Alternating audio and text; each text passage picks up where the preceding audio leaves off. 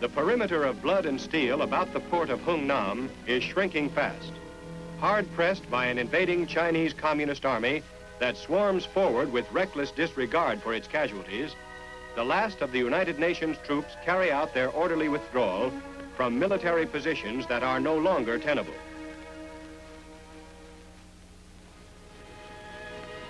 The delaying actions which have exacted such a high toll of the pursuers are finally drawing to a close. Most of these men who have stuck it out until the last hours before boarding the waiting ships are elements of the 3rd Division.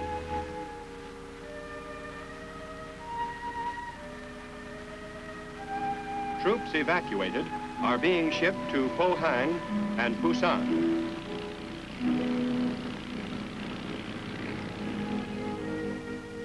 A nitrate factory smokestack is blown up by an engineer demolition team to prevent its use as a landmark by the Reds to pinpoint vital targets in the beach area.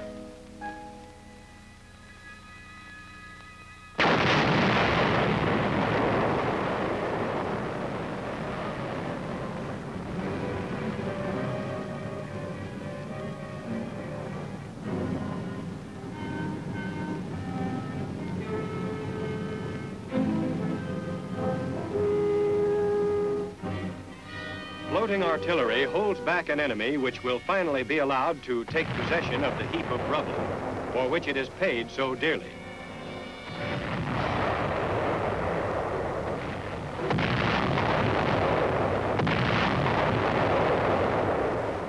Tons of demolition charges are lowered under the piers and pilings that line the harbor front. It will be a long time before the occupying enemy troops will be able to put these harbor facilities to any good use. Around the warehouses on the docks, engineers lay out a hose that is filled with TNT.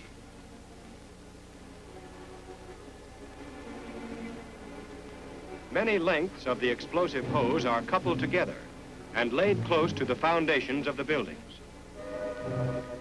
In the UN's new scorched earth tactics, few buildings are left in which the Chinese Reds will be able to hide from observation or air attack.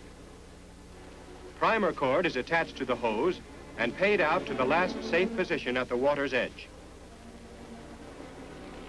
The last remaining troops board landing craft that are armed with machine guns. Detonation devices left in the abandoned city are ticking off their last seconds.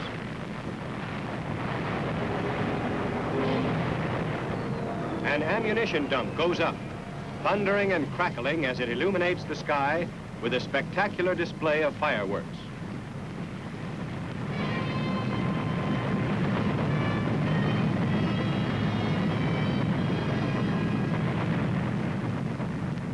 The docks are destroyed.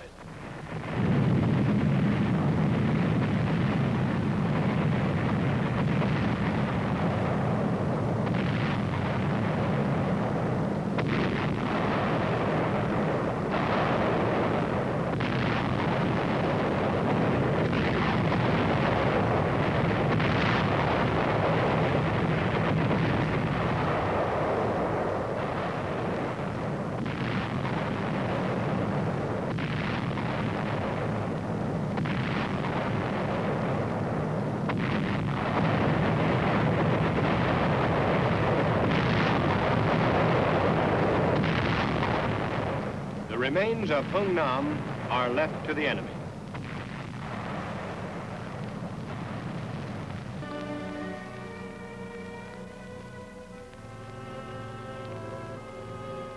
A few miles north of Seoul, other UN troops are also pulling back in the face of overwhelming Chinese military manpower. The situation requires the entire 8th Army to be redeployed. Men and machines move back from positions which they had occupied before the vast Chinese hordes had swarmed across the Manchurian border and precipitated an entirely new war. As UN troops withdraw below the 38th parallel, it is estimated that a force of fully 100,000 Chinese are preparing to close in on Seoul. The new lines, which will be commanded by General Ridgway, are regrouping well to the south, where our troops can avoid the danger of entrapment. South Korean guerrilla troops act as the rear guard as they move along in the withdrawal. The once proud capital city of Seoul is soon to be occupied by the enemy. Its last remaining inhabitants are frightened, discouraged, and depressed during a Christmas season in which the words, peace on earth, goodwill toward men, become a mockery. The Far East Air Force Combat Cargo Command takes on a mission of mercy. At Kimpo Airfield near Incheon, a precious cargo is assembled for evacuation from battle-torn Korea. Nearly 1,000 Korean orphans and waifs of war are taken aboard C-54s for transfer to an island refuge off the South Korean coast. Aged 6 months to 11 years, these helpless victims of war were to have been settled at a model child welfare center in Seoul under the direction of Lieutenant Colonel R.L. Blaisdell, 5th Air Force chaplain. But with the fall of Seoul now imminent, they are hurried off by air to a sanctuary far from the scene of any future hostilities. With the help of Red Cross, YMCA, and mission officials, the youngsters were gathered up from many points in the war-torn nation. The tiny passengers, many of whom are suffering from starvation, whooping cough, tuberculosis, and other serious illnesses, are cared for with special tenderness by the airmen and nurses. Last-minute evacuation by air is necessary because a Korean ship, which was to have removed the children from Incheon, failed to make its appearance.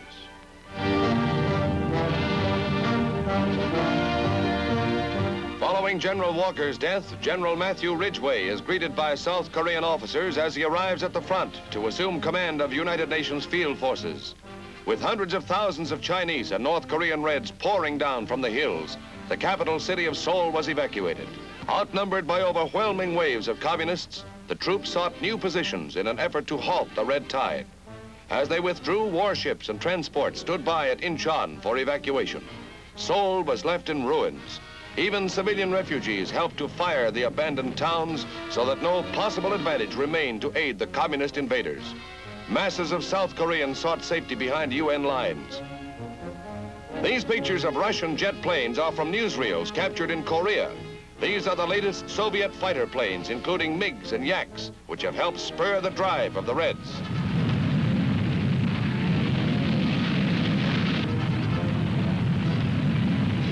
But United States Panther jets and the 670-mile-an-hour Sabre jet have been giving the Red Sky Raiders more than they can send.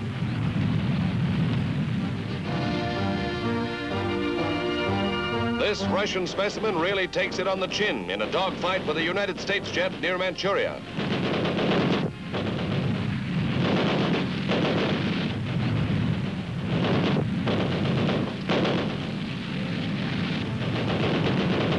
The superior firepower of the Yank gunners sounds the death knell for the Red fighter, which goes down at 6,000 feet. The invader still faces a hard-hitting opponent.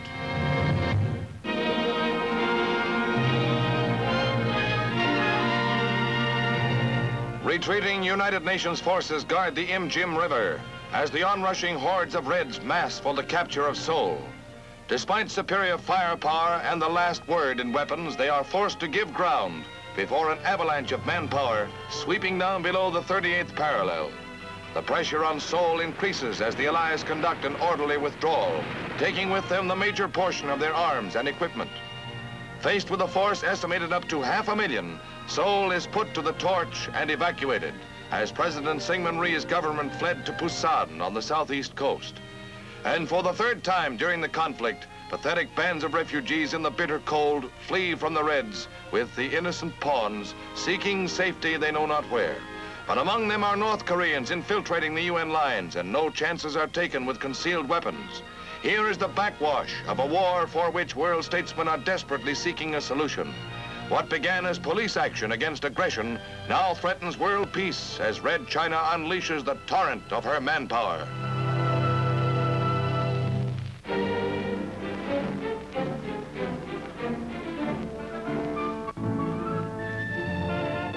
On the southern outskirts of Seoul, United Nations troops pull back across the Han River. The South Korean government has already moved to Busan. The carefully planned withdrawal from Seoul is orderly and without unnecessary haste, as British and American units fight delaying rearguard actions within the burning city to delay the oncoming Reds, who during the last few days have been attacking with fanatic disregard for their own high losses.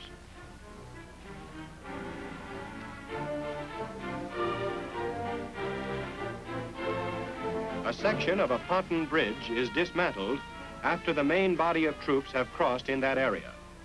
Whatever is usable and readily transportable, the troops take with them. There will be other rivers and streams to cross.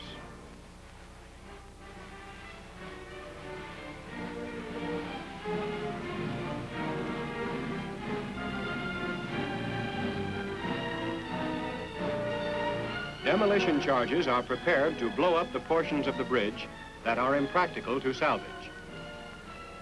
Explosives attached, the order is given to destroy the floating span.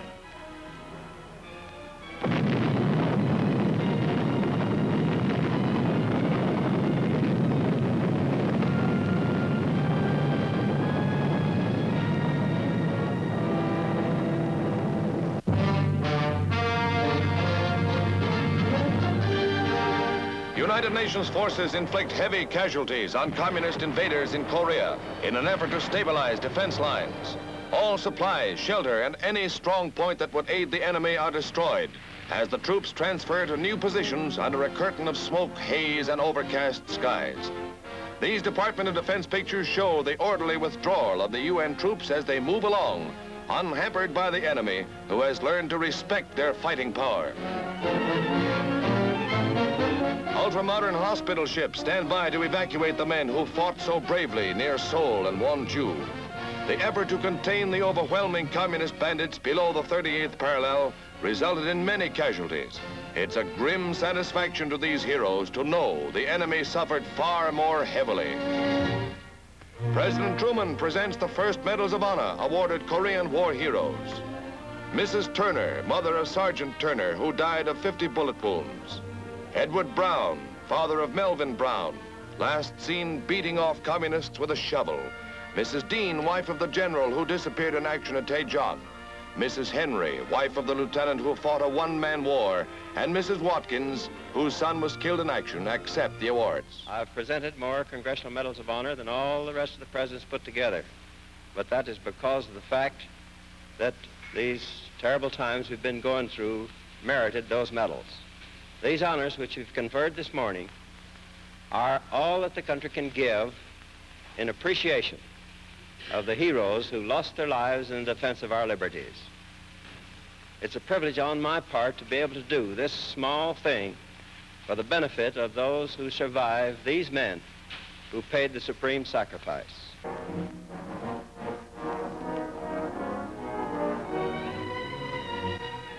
Incheon, the seaport for Seoul, is evacuated.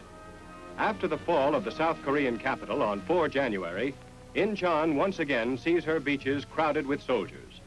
It is a scene which is reminiscent of the United Nations landing here last September. But this time, the situation is more grim. Incheon has been isolated by the Chinese advance through the abandoned city of Seoul, and the communist reoccupation of Incheon is expected within a few hours.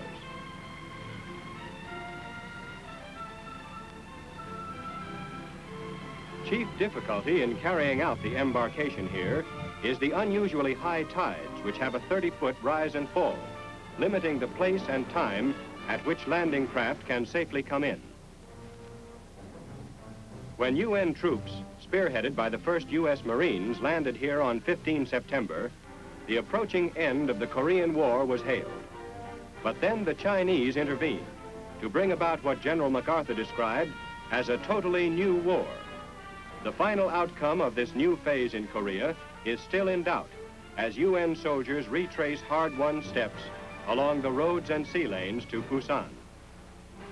Throughout the evacuation, the United States heavy cruiser Rochester stands by in case the Chinese should appear before they are expected. The evacuation is to be completed by midnight. As the landing craft pull away, the island of Wolmi stands in the background, patched with snow. When the Marines had made their landing last September, Wolmi Island was the beachhead for the first wave of assault boats. Now Wolmi is the last coastal landmark the troops see as they make their reluctant departure.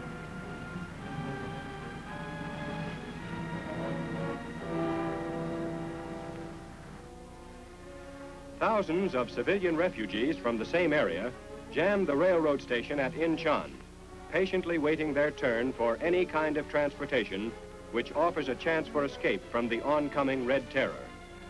The civilians from this section of Korea that has been in UN hands for a number of months appear better clothed and fed than the refugees evacuated from Hungnam in the east.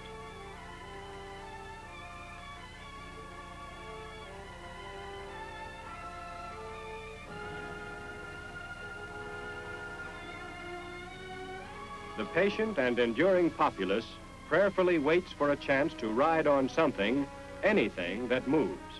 Compared to walking day and night over the icy ground, a freight car is luxury travel. The harbor area is equally crowded with fleeing civilians. These refugees are the families of the factory workers or the families of dock workers.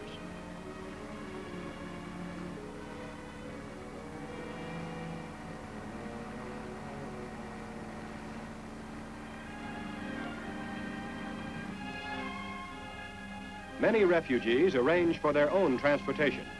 Fishing boats and freighters are pressed into service. The fare is 10,000 won, or about $30, for the 36-hour sea journey to Busan.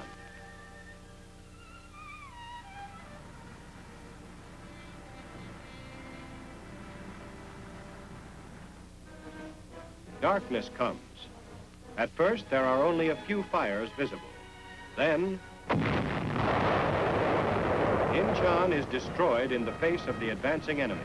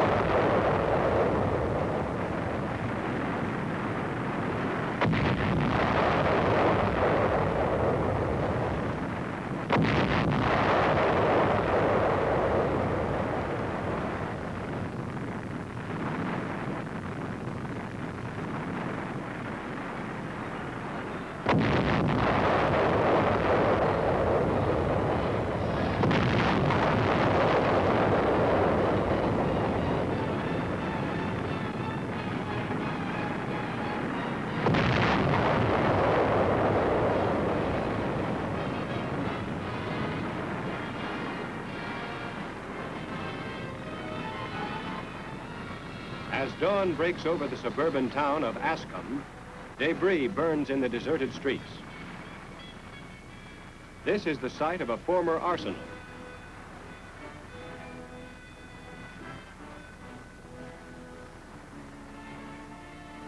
Abandoned locomotives have received a final going over from the air. Kimpo Airfield, 12 miles inland, lies in smoking ruin. Typical of Incheon's total devastation are the locks, which once protected its tidal basin. To the troops of communist China are left these remains of a Korean city.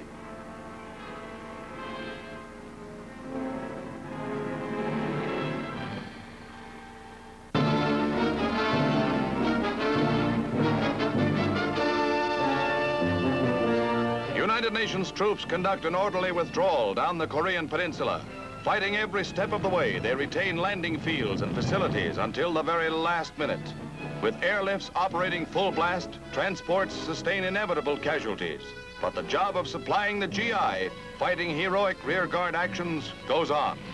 UN forces are fending off an attempted encircling move by 3 armies of Chinese Reds, and field officers in command are deploying their troops in a thin line across to prevent the frantic flanking attacks of the Reds. 5 minutes before this GI was hit during a counterattack against an enemy that outnumbers the Allies 4 to 1. Previously demolished bridges are repaired by engineers to permit the evacuation of military vehicles. It is the grimmest kind of warfare, with the enemy lurking on every side.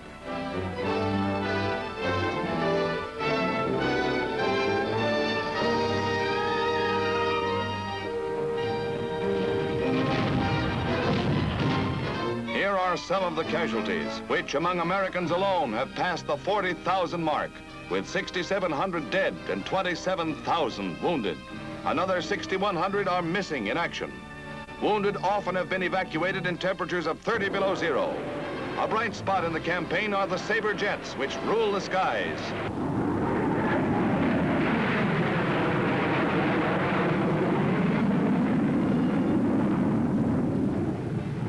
As they cruise over Allied forces on the hunt for enemy formations to strafe, they suddenly get a Russian-built MiG fighter in their sights. And fast as the red plane is, it can't escape a burst which has deadly effect. Fatally hit, the red plane starts to smoke and goes into its final dive. Once again, the Sabres have proven more than a match for the red jets. Chalk up another for the Sabres, with no losses of their own.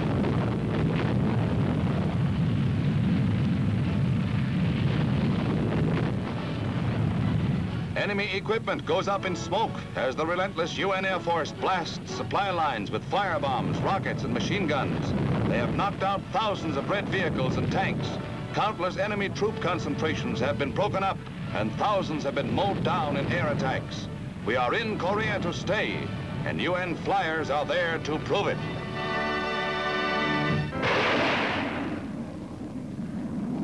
As Chinese and North Korean ground forces occupy the ruined land for which they are paying so dear a price, fighter bombers of the UN Air Force fly constant sorties to harass and impede their movements and to destroy their supplies. The merciless blasting is in line with our determined efforts to prevent the enemy from marshaling sufficient troops for a major push before the UN forces have time to consolidate their strength in their new positions.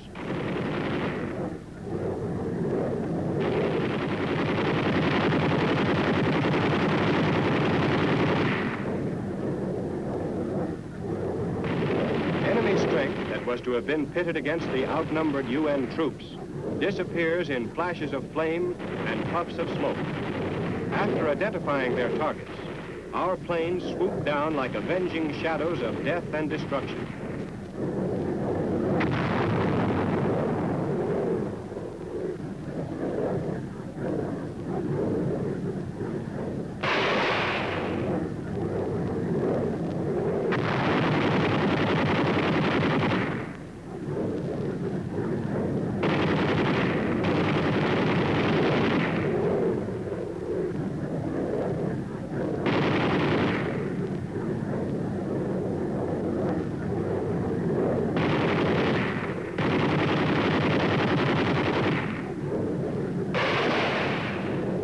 Reports from North Korean prisoners indicate that the incessant air attacks are wreaking havoc with troop morale. The enemy is kept off balance and prevented from holding the tactical initiative.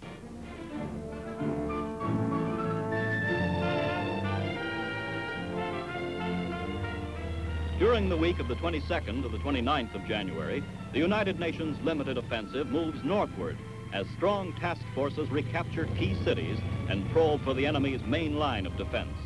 Here, a 25th Division combat team strikes north from positions below Osan to test communist strength and to occupy the many towns reported held by only token enemy units.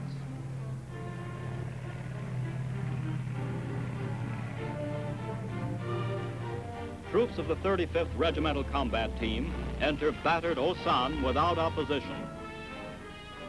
After defense posts are established, they push on toward the first day's objective, a village north of Osan. Here, a soldier cleans and checks his machine gun to avoid the danger of stoppages in the wintry weather. Across a frozen stream, the men continue their advance along the road to Suwon. Other UN units to the east move 12 miles above Wonju, while Kumyangjang falls to Allied forces in an attack highlighted by a bayonet charge of the Turkish brigade.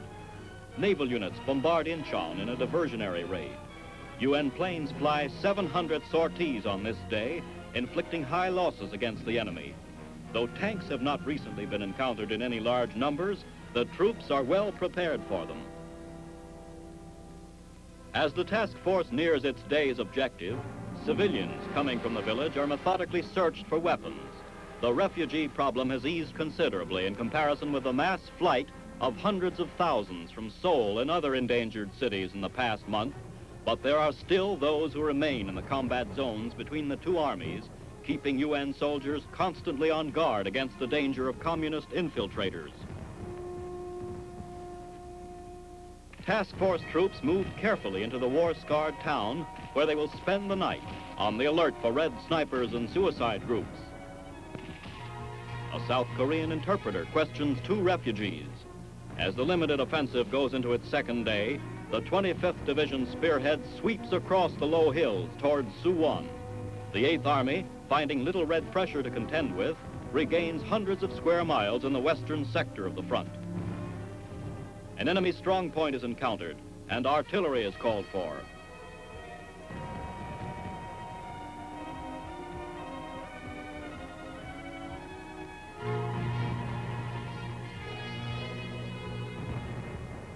The 155 howitzer is zeroed in.